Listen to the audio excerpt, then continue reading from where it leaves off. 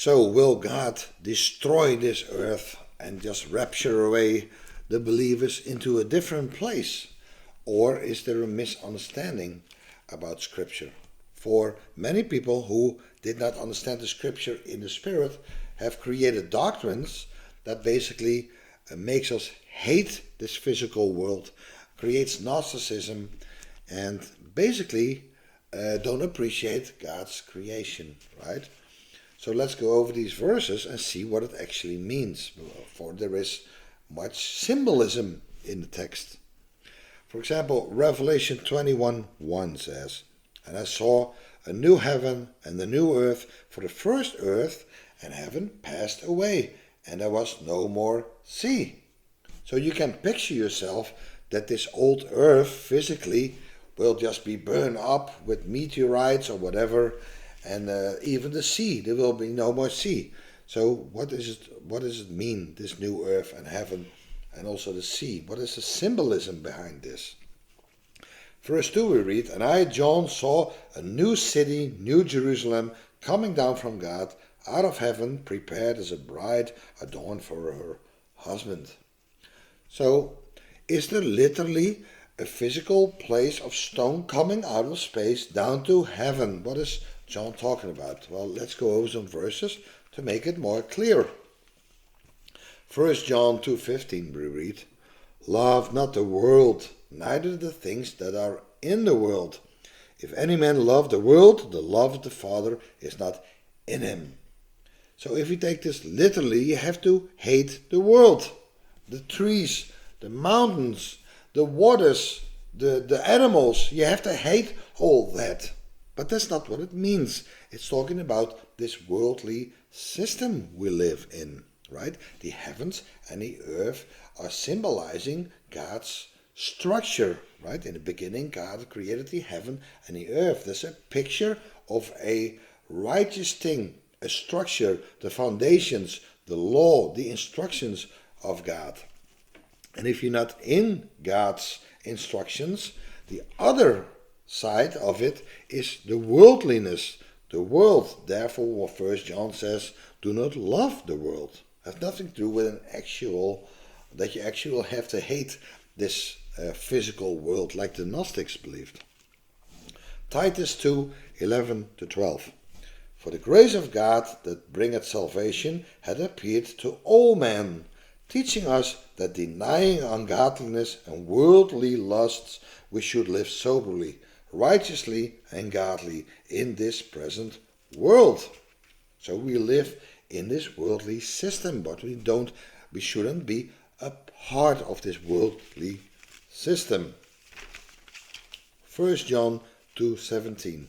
"And the world passeth away, and the lust thereof, but he that doeth the will of God abideth forever." And another verse that says the world passeth away. It's talking about this worldly system, this worldly Babylonian system that will pass away. Alright? James 4:4. "Ye adulteresses and adulteresses, for know ye not that the friendship of the world is enmity with God? Whosoever will be a friend of the world is the enemy of God." So, if you have a friendship with the world, like friendship with trees, no, of course not. If you are a friendship with ungodliness, everything that is outside God's foundations. 2 Peter, and I'm coming to the sea because it's a beautiful symbolism. 2 Peter 3:10. "But the day of the Lord will come like a thief, in which the heavens will pass away with a roar, and the elements will be destroyed with intense heat, and the earth," or the word also means world, "and its works will be burned up." Yes, all this ungodliness, all these governments, ungodly governments, this whole Babylonian world system will be destroyed by fire. It's not that God actually gonna throw atom bombs and meteorites and just burn everything up. No, it's about this worldly system has to go. Revelation 20:13. "And the sea gave up the dead which were in it, and death and hell were delivered up, the dead which were in them. and they were judged every man according to their works. So is this talking about that, about people who drowned in the sea and they will be risen out of the sea? No, what is this sea? Well, and I'm going to show you in the verses, but the sea is talking about all these peoples outside of Israel. That is called the sea. And I'll show you. Isaiah 50, verse 2.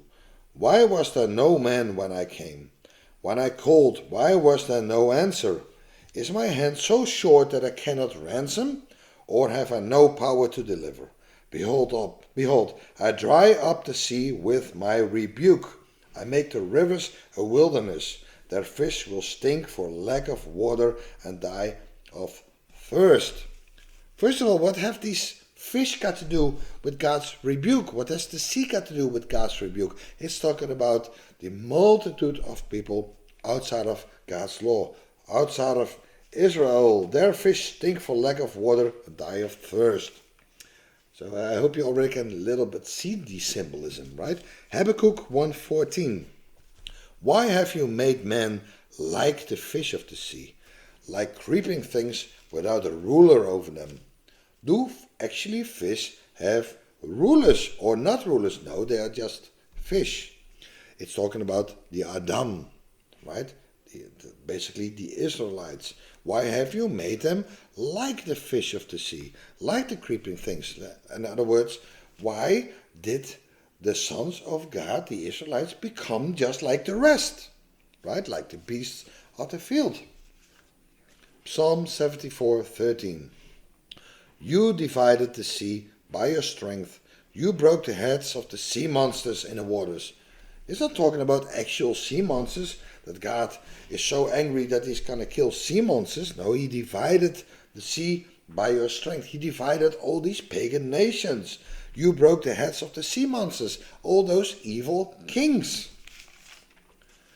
Revelation 13:1. And the dragon stood on the sand of the seashore. Then I saw a beast coming out of the sea, having 10 horns and 7 heads, and on his head were 10 diadems, and on his heads were blasphemous names. It's not talking about an actual sea dragon coming out of the sea. It's talking about evil rulerships that come out of these pagan nations. Revelation 21:1. Then I saw a new heaven and a new earth, for the first heaven and the first earth passed away, and there is no longer any sea. Again, it is not talking about that God is going to destroy this literal physical world and there will be no more sea. It's talking about the coming day that there will be no more opposition against God in his new heaven and his new earth that will rule everything. Genesis 1, we read, in the beginning God created the heaven and the earth. The beginning of this creation, this heaven and earth, godly laws, God's structure, God's foundation. That's a symbolism behind it.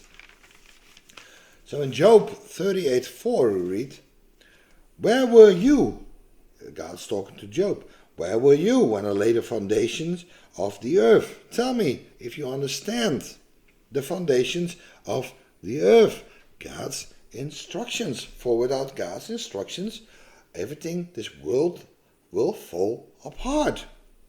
Psalm 82:5. They do not know, nor do they understand. They walk about in darkness. All the foundations of the earth are shaken. Many people think it's an earth with literal foundations and they shake. It's about if you obey God, if you live in his statutes, if you walk in the law, the light of man, then this world will flourish. But because they don't do it, they don't understand, they walk in darkness, these foundations are shaken. Psalm 18:7. Then the earth shook and quaked, and the foundations of the mountains were trembling and were shaken because he was angry. And we see this happening now In America, for example, there is so much ungodliness. There is so many people who walk away from God, who no longer want to walk in His statutes. You have all these abortions. You have the jab now.